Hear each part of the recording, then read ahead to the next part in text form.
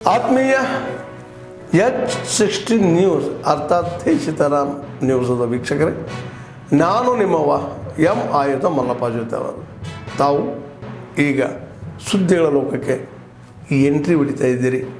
ಈ ಸುದ್ದಿಗಳನ್ನು ಪ್ರತಿಯೊಂದು ನೋಡೋ ಜೊತೆಗೆ ನಿಮ್ಮ ಅಭಿಪ್ರಾಯಗಳನ್ನು ಹೊಸ್ತಾ ಇರ್ರಿ. ಯಾಕಂದರೆ ಈ ಸುದ್ದಿಗಳು ನಿಮಗಾಗಿ, ನಿಮ್ಮ ಬದುಕಿಗಾಗಿ, ನಿಮ್ಮ ವೈಚಾರಿಕೆಗಾಗಿ, ನಿಮ್ಮ ತಿಳುವಳಿಕೆಗಾಗಿಯೂ ನಿಮಗೂ ಗೊತ್ತು.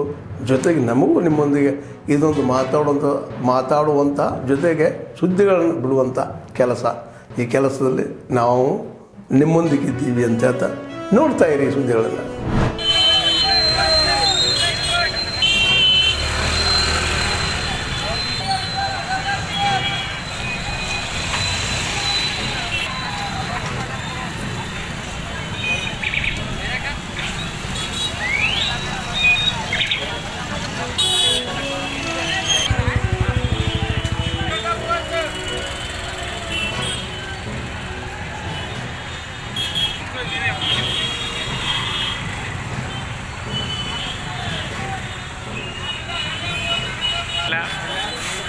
ಏನೋ ಆಫೀಸ್ ಯಾವಣ್ಣ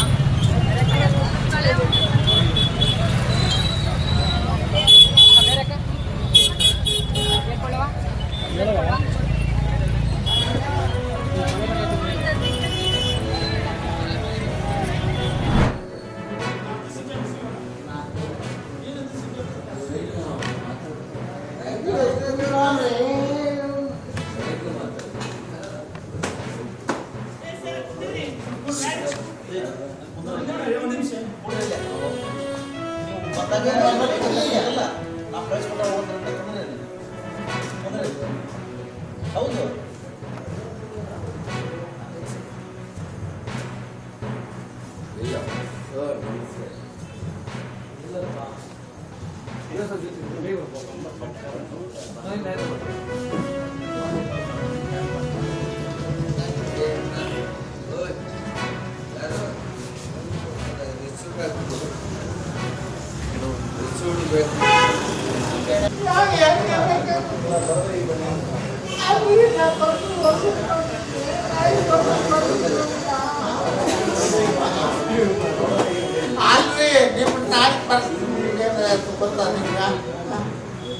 ನಿಮ್ಗೇನಾಯ್ತು ಗೊತ್ತಾ ನಿಮ್ಗೆ?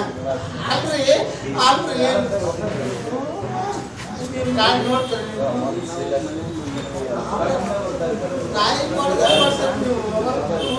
ಅಲ್ಲ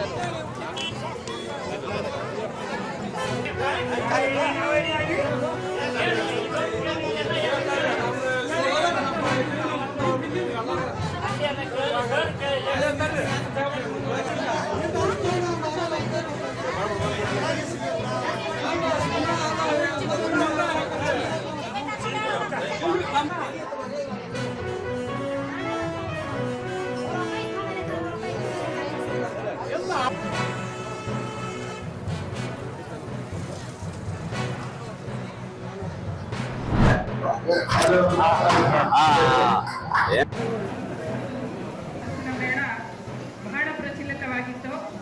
ನೀವು ಹೇಳಿದಾಗೆ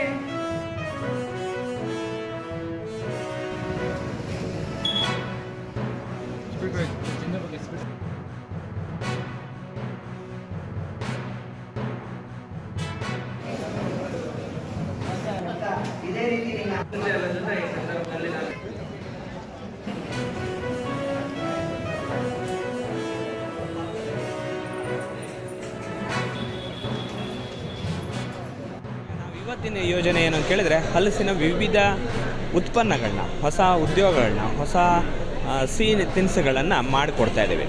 ಜನ ಎಲ್ಲ ಬರಬೇಕು, ಈ ಥರದಲ್ಲಿ ನಾವು ಹಲಸುಗಳನ್ನ ಉಪಯೋಗ ಮಾಡಿ ಇದ್ರ ಉಪಯೋಗಗಳನ್ನ ಮಾಡಿದರೆ ಹಲಸಿನ ಬೆಳವಣಿಗೆ, ಹಲಸಿನ ಗಿಡಗಳು, ಹಲಸಿನ ಉತ್ಪನ್ನಗಳು ಹೆಚ್ಚಾಗಬೇಕು, ಮೌಲ್ಯವರ್ಧನೆ ಮಾಡಬೇಕಾಗಿ ಒಂದು ಪ್ರಯತ್ನ.